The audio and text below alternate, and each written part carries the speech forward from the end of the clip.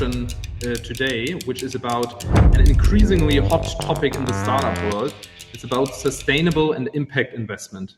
And I'm very happy that Fabian and Joel from S&P are with us today and give us some insights.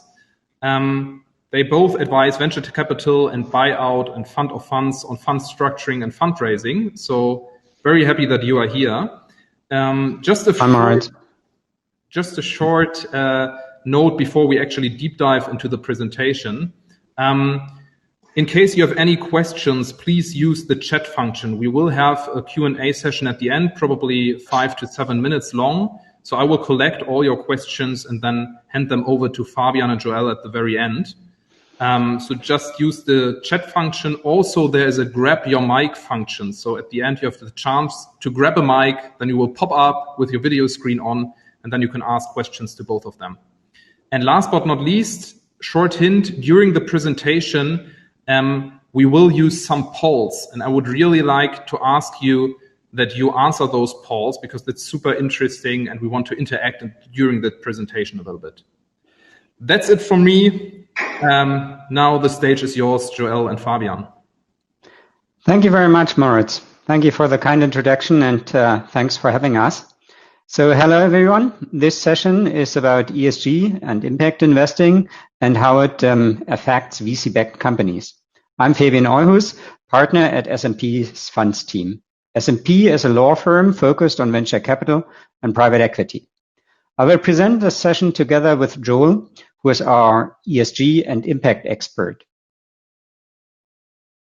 Hi, everyone. I'm Joel Gakili. I'm working with Fabian at S&P, mainly on structuring funds, venture capital, private equity, and impact funds. So why are we here today? Being German and being a boring lawyer, I will skip the more philosophical part of this question and come directly to the point. Well, we, that is S&P and the Weizenbaum Institute, did a podcast and we discovered something. Joel, would you like to tell us a bit more about what your discovery was and about the podcast? Sure, thanks, Fabian. Well, first of all, the podcast name is Was machen wir morgen? I'm hosting it together with Sascha Friesike of the Weizenbaum Institute, and we invite VCs and founders to learn how they envision our future. Basic idea was that there are so many inspiring and interesting people founding businesses or investing in ideas that change our lives, but you rarely hear their stories in public, in simple words for everyone and for the sake of those stories. So by now we have 6 episodes. The first of the 2 of them are already available on iTunes and Spotify, etc. And what we discovered in all of those interviews was basically that everyone is thinking about and reacting to, in one way or another, to the question of sustainability and what impact do I want my business to have on our planet, on its people. Thank you. So indeed, that is one of the big questions of our current time, and it impacts VCs and founders alike. Let's take a quick closer look why sustainability is suddenly top of mind for so many. In essence, we see there are 3 main forces driving VC towards sustainability. That is public funding, money, naturally, that is regulation, and that is market. Let's dive a bit deeper into those 3 aspects. First, public funding. As of now, a substantial share of capital deployed by VC funds is public money. The European Investment Fund is by far the largest institutional investor for VC in Europe. In addition, national promotional banks such as KfW also play an important role as VC fund investors. So far, there are only limited sustainability strings attached to this funding, but we expect this to change. The European Commission, at least vocally, made tackling climate change one of its prime goals. This is enshrined in the European Green New Deal and the Sustainable Europe investment plans. Those plans aim to mobilize vast amounts of money to this end. A lot of that money will be spent in the old ways. Just see the agriculture plan from last week, which is only covered in green paint. But we expect that politics will try to make other areas where there are less entrenched interests and in particular VC financing super green. We thus expect that a substantial part of that public money will soon either be earmarked for really sustainability, environmental friendly investments, and that most, if not all, of that public money will come with certain ESG strings attached. So this is the main force, money. Let's now look at the other two drivers we see. Yeah, let's take regulation first. There are basically two key pieces of legislation. Namely, one is the disclosure regulation and the other one is the taxonomy regulation. Both of them are applicable to VC funds, so not to you or startups directly, but they will affect your interaction with the VCs. Let's look at disclosure first. VC funds will need to get more information on sustainability risks and ESG effects from you, not only before they invest, but throughout the whole time they're invested in your business. The details are still open, but as it currently stands, such disclosures will be quite extensive and require a thorough due diligence on your business. They will, for example, include carbon footprint, energy consumption, gender pay gap, CEO pay ratio, board gender diversity, and human rights. Those are only a couple of examples.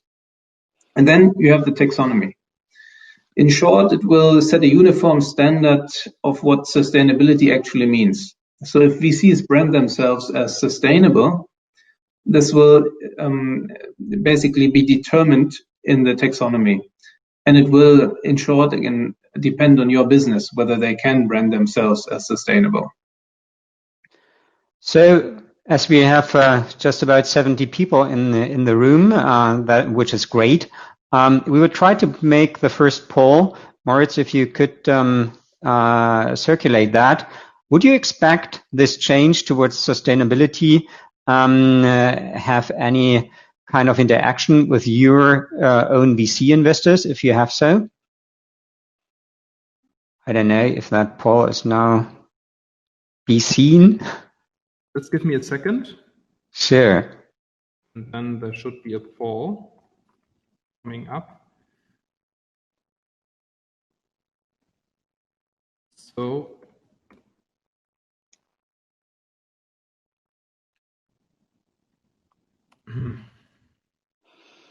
do I have to stop circulating? I think. Oh, here it comes. Great. So it would be great if all of you can just give us a quick feedback if you believe that is relevant to you, if you're in a position to judge that naturally, so that we can understand who you are and how this may be relevant for you. Okay, you can't see the full question. So the full question is, would you expect this change towards ESG and sustainability change the extent and kind of interaction with your own VC investor?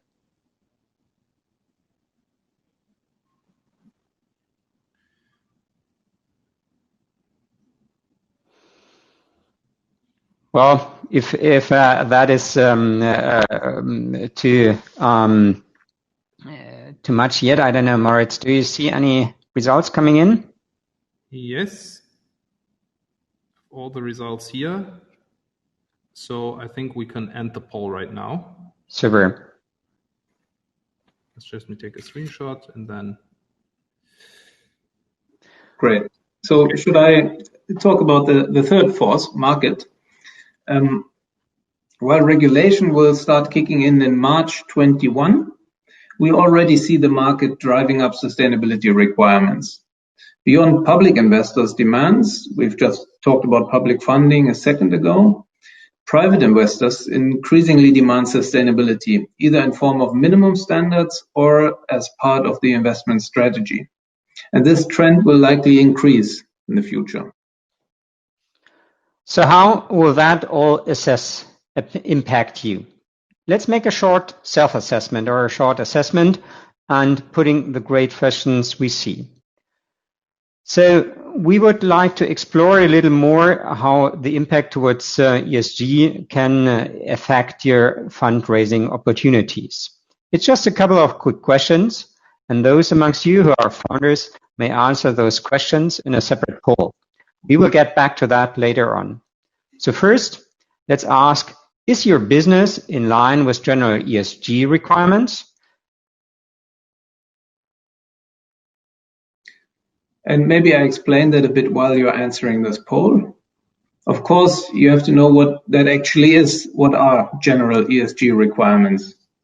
As of now, this very much depends on the ESG policy of your actual VC investor. Although there's no real standard, we do see something like a common denominator.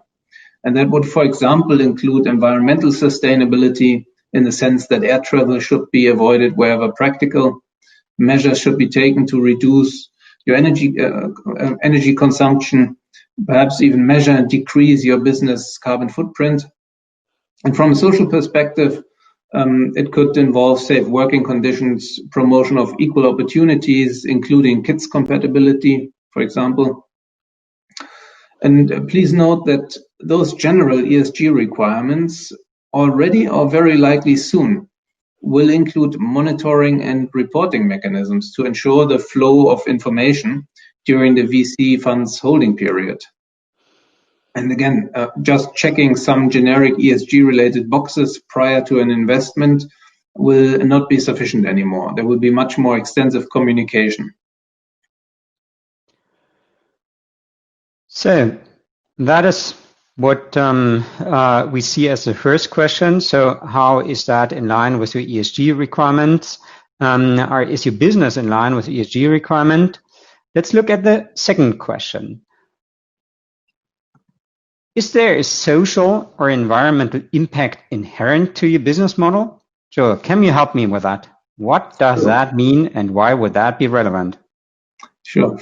Basically, you would have to ask yourself, does your product or service intentionally and measurably generate a social or environmental impact? Are impact and financial returns at least on par? If that's the case, you may be eligible for VC funding, impact VC funding. Please note that increasingly, conventional VCs and impact VCs are competing for and investing alongside of each other in the same startups, if those startups inherently generate a social and environmental impact. Therefore, from a startup's perspective, it's not longer either or, but rather two separate sources of funding that can both be tapped. So you now see that question for yourself as well. So it would be great if you can give us a short feedback where you are coming from on that, and we discuss that in a Q&A later with you all.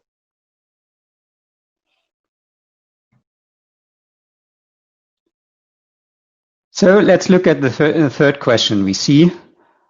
We have looked at the general basis and we have looked at the do-gooders. Now we look at the dark side of your business. Does your business model entail negative ESG effects? Also here, Joel, why would that be relevant when I try to get VC funding? And what does it mean in detail? It will be relevant because conventional VCs as well as impact VCs will have to disclose whether they consider material adverse effects.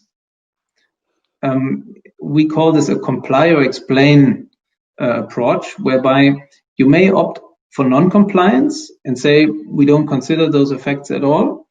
And then you have to explain why and disclose that on your website, for example. We expect very few investors to take that non-compliance route.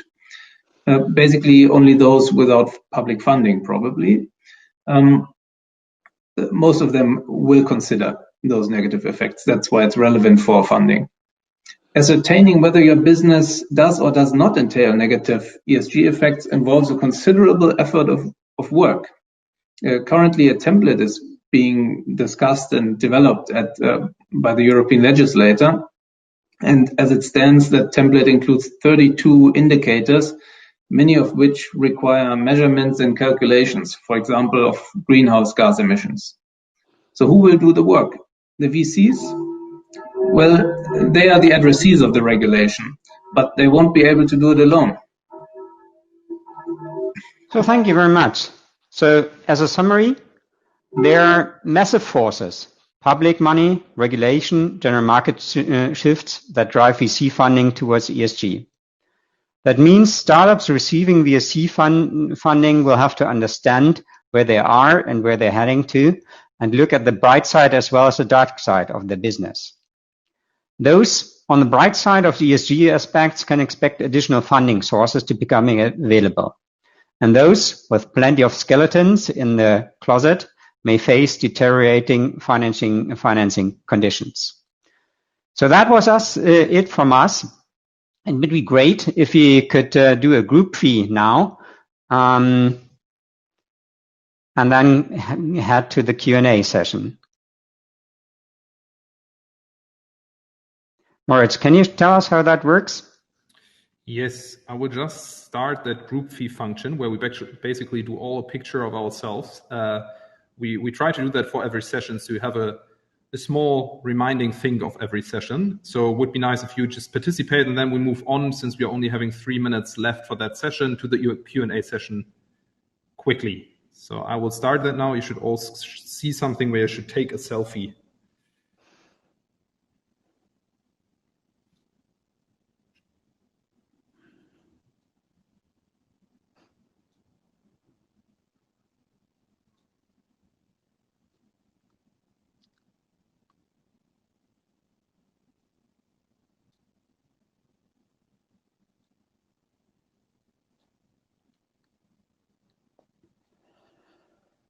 Okay, just give it another second.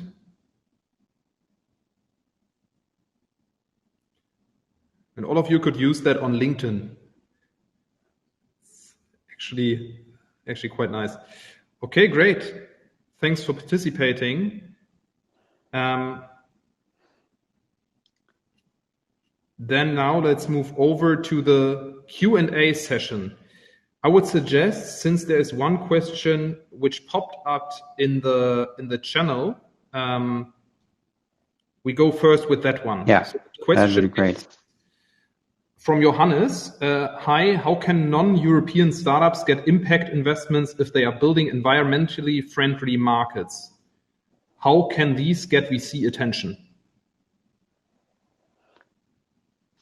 Well, that is a very good question. How do you get VC attention? I guess that's something that you should ask Project A, who's kindly hosting this conference. But generally, there are always programs from the European level which also aim at funding sources abroad. So this aim to look at greener investments is not restricted to Europe, but rather we also expect that many of the money that is being set free and deployed by the commissions and others will also go towards non-European investments.